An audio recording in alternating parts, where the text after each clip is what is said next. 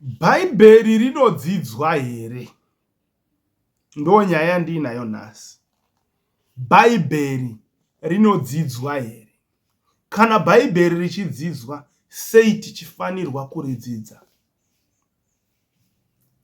Vanhu vane mibvunzo hobho. Chii chinonzi bhaibheri? Chii chinonzi bhaibheri? Pane confusion yakawanda panyaya yechinhu chinonzi bhaibheri. But ini zvandoziva nezvandinotenda ndezvekuti bhaibheri is the word of God. Isoko raMwari.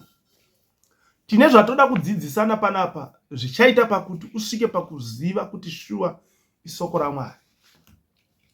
Handisati ndakuda kupinda mune zvinyorwa kana kuti Mwari kuti ndiverenge. Asi chandinongoda chete kuti ndimbotaura chinooneka chinobatika ndechekuti 1, vanoridzidza vanorarama zvinhu zvarinoda zvavakaridzidza kuchikoro mukavamisa apo. Motora vanoti haridzidzwe movamisa apo. Tisati tataura zvemweya, tisati tataura zvekuenda kudenga, tisati tataura zviri deep. Torai vakaridzidza, vanotenda kuti rinodzidzwa, vanoritevedzera. Tiri vanhu hatitevedzeri 100%, asi vanotenda kwariri nekutenda mukudzidzwa nekudzidziswa kwaro. Motora vanopikisa doctrine yebhaibheri, muvatsveta. Motora vanopikisa doctrine yekudzidzwa kwaro asi vachiriverenga, mutsveta. Muchaona the difference pakati pevanhu ivavo. Muchaona kuti umwe ari kunamata Mwari asi achiita kunge ari kunamata Mwari waBhaari, anoenda kulanchi, anovata asingamuki, akafa. Why? Mwari kana ari mupenyu anofanira kundichinja zvinotooneka. Tisati tataura zvepamweya, tisati tataura zvemweya hatizvioni isusu. Tinozvidzidza tozvinzwa zvongozomanifesta mwatiri. So, amen. Mwari kana anamatwa anofanira kutora rombe rakafanana neni ndaivhima ndichigara musango ndisingazivi kupfeka bhutsu. Mudzimai wangu tiine mwana 1, mwanasikana wedu wekutanga, akanga otoenda akazondiudza ndatendeuka mushure memwedzi 2 achiti, papa sara padiki pakadai, mama muchida kusvika ndarongedza imba yese ndaenda. Imba yese ipi?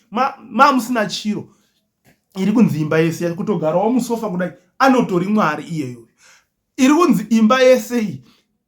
Twakari kapoto, tumapoto 2 netukapu 3 netumaplates zvaiwadzirwa manewspaper, chigara patuzvidhina. Panguva iyoyo ndo pandainamata Mwari zvakanyanya. Ende ndichinamata Mwari ndisingatendi mudoctrine yekudzidzwa kwebhaibheri. Chiti bhaibheri haridzidzwi. Vana vabangu, Satani akangwara. Satani haatodi kuti uzive izvozvi zvandiri kutaura panapa. Toda kuenda mberi nenyaya yedu, tichapinda mubhaibheri racho, tichavhura mascriptures. Haadi kuti uzive zvandiri kuda kutaura panapa, haazvidi. Ndati tisati tavhura, tisati tadzika, ngatitarisei vanoramba doctrine yebhaibheri nevanoramba doctrine yekudzidzwa kwaro nevanotenda vacho. Muona kuti life inotosiyana. Wanzi wangotanga kutenda musoko rake, watotenda mumwanakomana Jesu Kristu, nokuti iye ndiye soko ndiye. Saka wanzi wangodaro anotanga kukumenya in and out, anotanga kukuchinja pamweya nepanyama. Saka kana uchinamata Mwari, ziva zvinhu izvozvo. Right. Ndauda kupinda pane zvinyorwa zviri panapa. Ndine lecture randinaro randoda kuti tibatsirane zvishoma ne-outline and analysis of the books of the Bible, picturing whom Christ is in each book. So ndoda kukonzera kuti bhaibheri rive handbook rako. Saka ndoda kutangira pakanzi, why do we study the Bible? Why do we study the Bible? Number one, rinotiratidza future. Because it foretells the future. According to Jeremiah chapter 29. Tinobva tatoiverenga. According to Jeremiah chapter 29. Nokuti ndinoziva ndangariro dzandinorangarira pamusoro penyu, ndizvo zvinotaura Jehovha. Ndangariro dzerugare dzisati dziri dzezvakaipa, kuti ndikupei mugumo une tariro. Ndinoziva ndangariro dzandinorangarira pamusoro penyu, ndizvo zvinotaura Jehovha. Ndangariro dzorugare dzisati dziri dzezvakaipa, kuti ndikupei mugumo une tariro. For I know the thoughts that I think towards you, saith the Lord, thoughts of peace and not of evil, to give you an expected end. IBhaibheri ndechimwe chezvinhu chatinopiwa, tinorongerwa ramangwana redu. IBhaibheri, kana tichitenda muBhaibheri, kana uchitenda muBhaibheri, ziva kuti wakatotenda, uri kutenda kuti wakarongerwa zvinhu zvakanaka paupenyu huno nepaupenyu uchauya wabva panyika ino, kuti uwane mugumo une tariro. Kune mugumo une tariro. Pamwe pacho unoda kunzwisisa kazi kuti ndikupei mugumo. Kana tichitaura mugumo, ko tariro iri kubvepi kana tasvika pamugumo? Anditi Shona inoti seri kweguva hakuna muteuro, kureva kuti zvavharana. Seri kweguva hakusina muteuro, zvavharana. Dwa. But panapa parutaurwa nhau yemugumo. Mugumo wobva wava netariro seri kwemugumo. Kureva kuti future, ramangwana redu. Nemwe kutaura Bhaibheri pari kutaura zvinhu zvakawanda zvinoratidza kuti munhu haana kusikirwa kuguma, haana kusikirwa kuparara, but akasikirwa kuramba achipenetrate achienda. Saka seri kweguva kune tariro. Seri kureva kuti panopera upenyu huno kune zvimwe zvinouya. Izvi iBhaibheri rikutsanangura, tinozviwana muBhaibheri. Mubvunzo ndowekuti sei tichifanirwa kuridzidza. Hauzvigoni kuzviziva kana usina kuridzidza izvi. Right, number 2. It promises that humans can receive the spirit of eternal life. It is full of the promises of God. Ungazviziva izvozvo kuti munhu anogamuchira mweya weupenyu usingaperi. Unoita zvekugamuchira that spirit kubva kuna Jesu akauya kuzotipa upenyu hwacho usingaperi mushure mekunge takafa tisisina that spirit. Tisisina mweya weupenyu usingaperi. Jesu ndo paanoya obvisa rufu patiri, ofa iye panzvimbo yedu kuti tiwane that mweya weupenyu usingaperi, kuti tiwane upenyu usingaperi. Why do we study the Bible? It is full of the promises of God. Bhaibheri rakazara nezvivimbiso zvaMwari, rizere nezvivimbiso zvaMwari. Ende zvivimbiso zvaMwari zvinozadziswa kune vanotenda muna Mwari wacho kubudikidza nemwanakomana wake musoko raMwari. Number 3, it reveals the way to true happiness. True happiness. True happiness. It reveals the way to true. It reveals the way to true happiness. True happiness. Kureva kuti kune kufara kwezvokwadi nekufara kusiri kwezvokwadi. True happiness. Vamwe munofunga kuti muri kufara but hamusi kufara. Vamwe munofunga kuti zviri kutoita but hazvisi. Pane kunonzi kufara kwezvokwadi kwekuti nyangwe usina mari unongozwa kajoiso. Pei yanonoka kupinda but hauna stress. So pabva paiswa vhesi ipapa iri kuna Acts chapter 16 verse 25. Zvino panenge pakati pousiku Pauro naSilas vakanga vachinyengetera nokuimbira Mwari nziyo, vakanga vakasungwa vakavateerera. Nambotaura ndikati kune mufaro wezvokwadi nemufaro weswe. Timu iri rakatosungwa but vari kurumbidza. Havasi kukumbira kuti Mwari tokumbira kuti bude muno kani. Mwari ndionewo ndozvikuita umwe izvo. Mwari dambudziko rako kani. Akangopfugama kunamata misodzi yake haisi yekukomborerwa. Misodzi yekuti Mwari mwana wangu kani Mwari. Mumba musina shuga Mwari. Kubasa hakuna mari iri kubuda. Urwere hunopera rini? But ava vanga vari pausungwa but vairumbidza.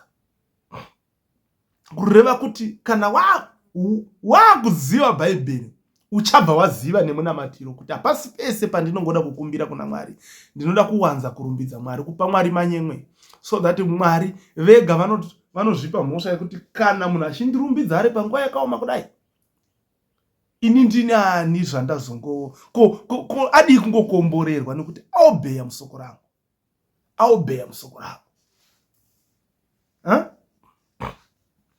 Mwari anofila guilty. Mwari anofila guilty. Munhu amurumbidza iye munhu ari panguva yakaoma. Waizviziva here kuti Mwari anotozvipa mhosva?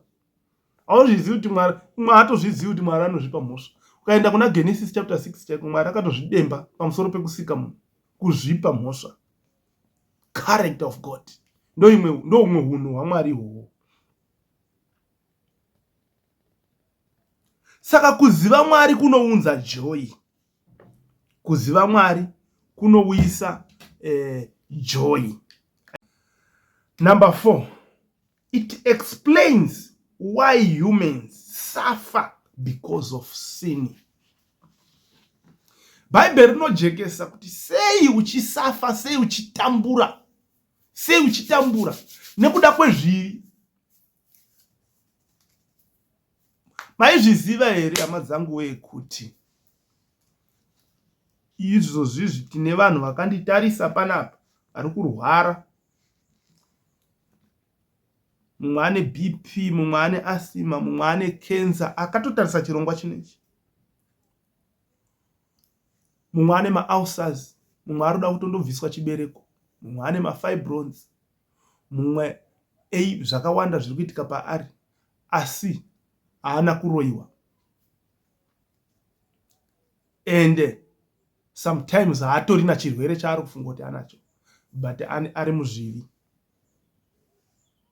Akavhura madoors ezvirwere kubudikidza nekutadza zvivi. Paachangotendeuka chete, miracle yototanga kutoitika, ototanga kutohila, ototanga kupora. Mwari utorwara izvozvi nekuti akasungirira vanhu. Ende izvo zviri very dangerous. Nokuti unoramba wakatakura matambudziko evanhu vawakasungirira vaya, unoremerwa in life kusvika wavabuditsa vese. Number 5. It teaches the real purpose of life. Life ine purpose. Hauna ungokarika wapo chingorembedza mazibhurugwa asina basa. Tima wakasingirwa iko. Mwatozivi zvaari kuraramira izvozvi. Haazivi zvaakasikirwa pano. Life in a purpose. Saka bhaibheri ndo rinogona kuexplaina bhaibheri, ndo rinogona kutidzidzisa the real purpose of life. Chete bhaibheri ndo rinogona kutidzidzisa the real purpose of life. Inini what I know ndezvekuti munhu umwe naumwe une chinhu chaakasikirwa. Tine ino yatinoti the Great Commission, basa hombe ratakasiyirwa naIshe Jesu Kristu rekuti munhu umwe naumwe aite basa rekutendeutsa vanhu, kusakura mumunda waShe. Asi mukusakura mumunda waShe, munhu umwe naumwe ane department rake. Saka ndo zvinozotipa kuti umwe naumwe ane zvaakadini, zvaakasikirwa. Asi bhaibheri rinojekesa zvese pachena, hapana chisimo. Usimbe chete hwekuriverenga ndo hunongotinetsawo zvinhu. Number 6, it declares that God created everything. It declares. Kureva kuti bhaibheri riri kudeclare, riri kutaura kuti chese chakasikwa naMwari. Izvozvo ukaenda kuna John chapter 1 unozviona. Chizi kunze kwake hakuna kutongoitwa chimwe chinhu, zvose zvakaitwa naiye. Ende ukaendapo ndopo uchazoona kuti pakusikwa kwedenga nenyika, Jesu aya mabhonzo andakutaura, umwe munhu haazvinzwisisi. Uchaona kuti pakusikwa kwedenga nenyika Jesu waivapo, ende ndiye aimhanya pari kunzi ngakuve nechakati, iye umhanya kuchigadzira kuti chivepo. Zvinogona kutadza kunzwisisika. But kushotena kungoti Mwari akasika nesoko, akasika nyika nesoko. Asi ukazoti dzidzo uchazoona kuti soko racho Jesu ndiye anonzi soko.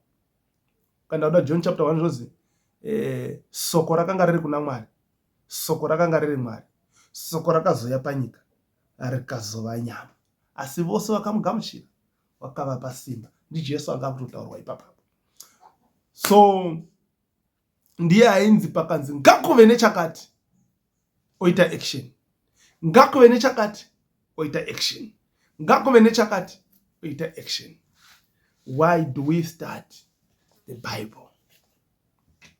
Ndo tichingori ipapapo sei tichifana kudzidza soko raMwari, Bible. Number 7, it shows how men can ultimately defeat human weaknesses, problems, and fear. Ndakujamba kwenda pa introduction yenyaya yedu, pandiri kubvunza kuti chii chinonzi Bible. What is the Bible? The word Bible comes from the Greek word biblios, which means a book. Right? Kureva kuti zita rekuti Bible riri kubva mu Greek word rinoti biblios, zvinongoreva kuti book. Zvinongoreva izvozvo kuti book. Right? The Bible contains 66 books written by over 40 authors, covering a period of approximately 1,600 years. Bible rine mabhuku arimo anokwana iwo kuita 66, ende rakanyorwa nevanyori vanosvika kana kuti kupfuura 40, kwenguva ingangoita makore churu nemazana matanhatu richinyorwa, kana kuti 1,600 years. Bible ndonguva yarakatora richinyorwa, 1,600 years. The Old Testament was written mostly in Hebrew and a few short passages in Aramaic. The Old Testament yakanyorwa mabhuku akawanda acho akanyorwa nechiHebrew, koitawo mamwe mashoma akanyorwa nechiAramaic. About 100 years or more before the Christian era. The entire Old Testament was translated into the Greek language. The New Testament was written in Greek. The word testament means covenant or agreement. Sungano kana kuti chitenderano. Sungano kana kuti chitenderano ndo zvinongoreva covenant. Ndo zvinongoreva testament. Ndo zvinongoreva testament. Patinoti Old Testament, New Testament, tingoreva kuti chitenderano chitsva kana kuti chitenderano chekare, kana kuti sungano itsva kana kuti sungano yekare. The Old Testament is the covenant God made with men about his salvation before Christ come. The Old Testament is the covenant. Kureva kuti Old Testament isungano yakaitwa naMwari with men about his salvation before, yakaitwa naMwari nemunhu, anditika before Jesu asati abarwa panyika panapa. The New Testament is the agreement God made with men about salvation after Christ came. Anditika agreement iyi yakaitwa naMwari nemunhu about salvation, maringe neruponeso, after Jesu auya. In the Old Testament we find the covenant of the law. Old Testament tinoona sungano yemurayiro. Zvichada kuzojeka hazvo tikuenda nazvo bijana. Old Testament tinoona sungano yemurayiro. In the New Testament we find the covenant of grace which came through Jesus Christ. One led into the other. Galatians chapter 3 verse 17 tichaiverenga, but ndinoda kuti ndimbotsanangura zvishoma ipo before taverenga Galatians chapter 3 verse ya 17. Right. In the Old Testament we find the covenant of the law. Kureva kuti pa Old Testament apa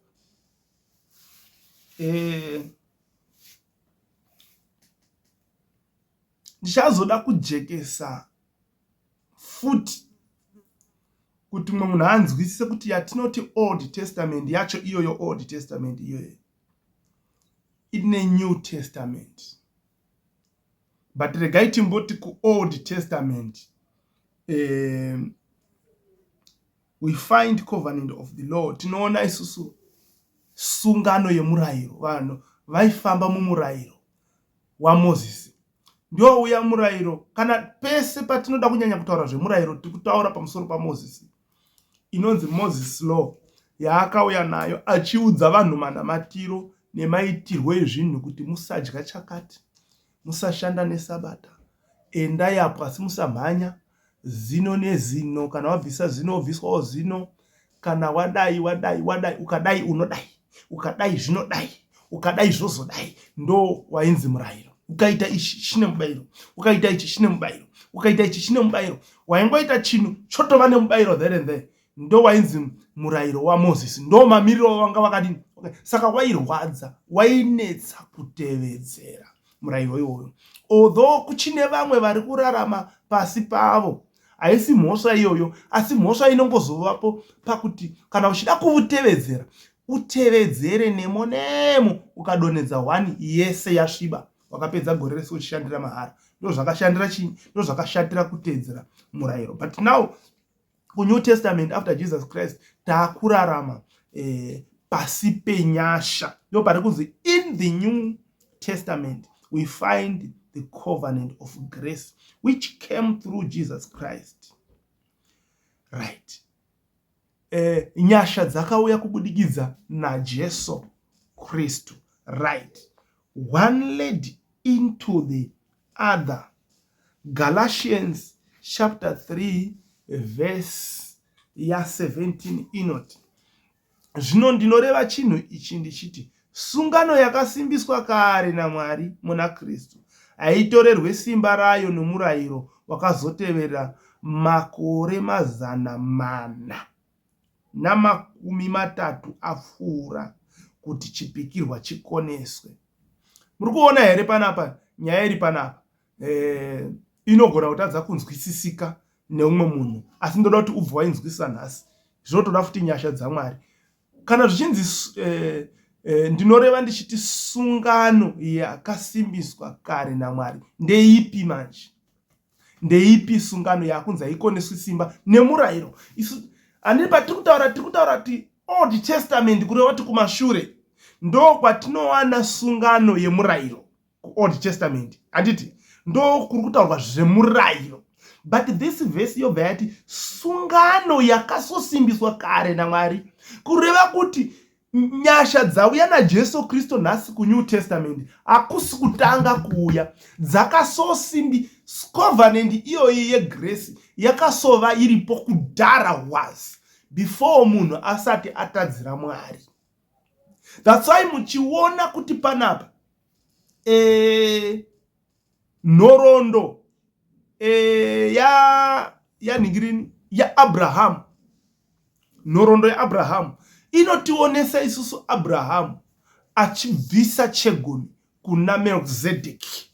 Anditi Abraham achibvisa chegumi kuna Melkizedeki, vanga vari kurarama mucovenant yakasimbiswa Mwari nababa vedu pamweya Abraham. Anditika muri kuona manje vaifamba mucovenant iyoyi yegrace, ndoma vaifamba, vanga vasikafambi mumurayiro uyu watiri kuona nhasi uyu wa Moses uyu. Moses wazouya mushure me400 and something years. Moses ndo panoenda inonzi nelaw yakurambwa iyi iri kutaurwa kunzi iyi haingatoreri old sungano simba. Saka tiri kutaura nezve-Old Testament pamusoro peimwe Old Testament. Nekumwe kutaura tiri kuti isusu Jesu Kristu haana kuuya nezvinhu zvitsva, akauya kutidzosa kwatainga tiri, kwataipana Melkizedeki zvegumi tinana Abraham. Ndabva ndapindura nyaya yetaitsi ipo, musazondibvunza futi kuti taitsi inowanikwa taitsi murayiro, hausi murayiro waMozisi. Taitsi yakasoto exista before the Moses law, right? Although tichazoibata kune mamwe matopics, but ndoda kuti ipapapa pambojeka kuti Jesu achiuya haasi kuuya kuzotipa zvinhu zvitsva, kana kuti ari kuuya kudzosa zvinhu zvatakabirwa naSatani pakati apa.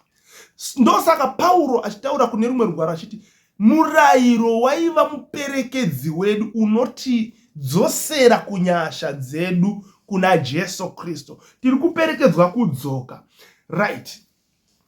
Mufananidzo wacho uri pachena, hauna kana kumborasa. Mufananidzo wacho uri papi? Uri pachena. Pachena papi? Moses paari kubuda nevana veIsraeri muEgypt, zviri kungozviita zvega ende zviri pachena. Moses paari kubuda nevana veIsraeri muEgypt haasi kubuda nevana veIsraeri kuenda navo kuKenani, asi ari kubuda nevana veIsraeri muEgypt kuvadzosa kuKenani. Moses haasi kuendesa vana veIsraeri kuKenani, asi ari kudzosa vana veIsraeri kuKenani. Genesis chapter 12 ndo Abraham paanonzi naMwari, ibva kunyika yako yechiberekero uende kunyika yandichakuratidza, yandichakupa, kwandichakuita mukuru, kwandichakuropafadza. Uyo achakutuka ndichamutukawo, achakuropafadza ndichamuropafadza. Anga achindoratidzwa nyika yemakomo, nyika yeKenani. Handiti? So ndo nyika yakapiwa vana vaIsraeri. nesu pandiri kuti vana vaIsraeri ziva kuti neve nekuti tiri vana vaAbhurahama nekutenda iwewewo neni tese kana takangotenda chete muzita raJesu tatokwana-kwanawo ipapo pamamonya ipapo, although tatiri miti yemusango nekuti tatiri rudzi rwemahedheni, asi takakwaniswa nekuda kweropa raJesu Kristu. Mira ndibve ndatokuverengera panapa pavhesi ichi verse 28 yaGalatians chapter 3 inoti hakuchina muJudha kana muGiriki, hakuchina vakasungwa kana vakasununguka, hakuchina munhurume kana munhukadzi, nokuti imi mose muri vamwe muna Kristu Jesu. Ropa raJesu riri kundotibatanidza kuita chinhu one, tobva tava nababa vedu vekutenda Abraham. So ndakudzoka panyaya yedu man, hey, ndakudzoka panyaya yedu. So Moses achibuda muEgypt ndati ari kudzosa vanhu kumba kwavo, haasi kuvaendesa kune chimwe chinhu chitsva kana kuti ngatibvisei wedhi rekuti akavabudisa akavaendesa. No, ngatiisei wedhi rekuti akavabuda navo akavaperekedza kuenda kudzoka kumba kwavo. So ndo zviri kungoitika pamurayiro uyu watiri kuona panapa uri kunzi uyu uri kunzi in the Old Testament we find the covenant of the law.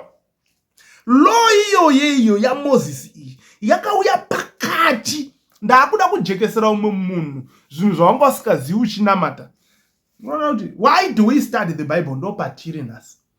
Zvawanga usikazivi waingofunga kuti murayiro wakanga uri kwekutanga kozouya grace kuNew Testament, usingazivi kuti grace ndo dzakatotanga, murayiro ukazouya pakati apa tikazodzoswa futi. Saka tina Jesu hatisi kuenda but tiri kudzoswa kwatakabva kunyasha. Amen and amen. So ndakuda kutaura pekupedzisira kuti tizoendazve paepisode 2 yechidzidzo chedu, but this time around regai ndimboti nini Old Testament ine mabhuku aya anoti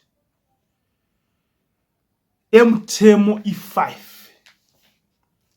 anonzi mabooks of laws kana kuti Torah kana kuti Pentateuch kana kuti Pentateuch anenge ari ivo 5: Genesis, Exodus, Leviticus, Numbers na Deuteronomio. Ndo patichatangira patiri kuuya takuda kumisa mabooks edu, right? But nhasi tambonga takabata yatiri kuti isusu sei tichifanirwa kudzidza Bhaibheri. Ndinofunga kuti watobata zvimwe zvinhu handitika watobata zvimwe zvezvinhu zvekuti zvaunga usiri kuziva ipapapa. Saka mubvunzo kuti why do we study the Bible kwauri nhasi watopindurika, although tichada kupfurira mberi, but for now tambogumira panapa. Mwari werugare akwanire nyasha. Regai ndinamate. Mwari wakarurama muzita raJesu ndinokutendai ndanga ndichitaura kuvana venyu kubudikidza nesoko renyu iri Mwari. Ramaisa mandiri nekwenguva ino manditendera kuti ndisheye zvishoma Mwari zvamakandionesa nezvamakandipawo. Ishe ndinokutendai nekupfurira mberi muchiramba muchizarura pfungwa kuti patinodzoka Ishe tive nezvakawanda zvekupakura kuvana venyu. Tinotenda nevari kuteerera kuti vave ivhu rakanaka rinogamuchira mbeu inonzi soko raMwari, kuti ive nechibereko mwavari, rirege kuvhungwa, rirege kunhongwa neshiri, rirege kudonhera, mwoyo yavo irege kuva ruare. Mwari, nezita raJesu ndinokutendai panguva dzino pandakupedza chirongwa chino. Mwari wemasimba ose, soko iri ngarireve chinhu kuvana venyu, ngarireve chinhu kuvana venyu. Ndanamata muzita raBaba, reMwana kuva nereMweya Mutsvene, muzita raJesu Kristu weNazareta. Amen. Hama dzangu, tinosangana paepisode number 2 iri kuuya. Tiri kupfurira mberi nechirongwa Know Your Bible. Ziva bhaibheri rako.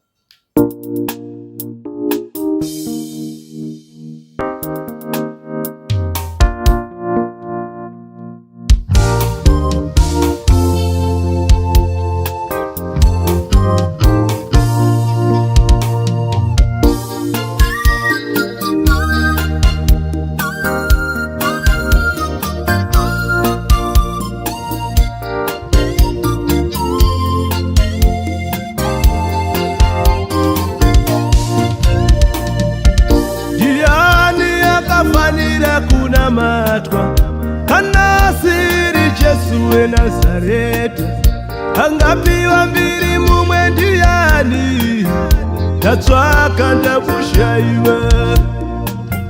Ndiani akafanira kuna matwa kana siri Jesu we Nazareti, angapiwa mbiri mumwe ndiani, ndatsvaka ndakushaiwa. Ndiani akafanira kurumbidzwa kana siri Jesu we Nazareti, angapiwa mbiri mumwe ndianiko, ndatsvaka ndamushaiwa.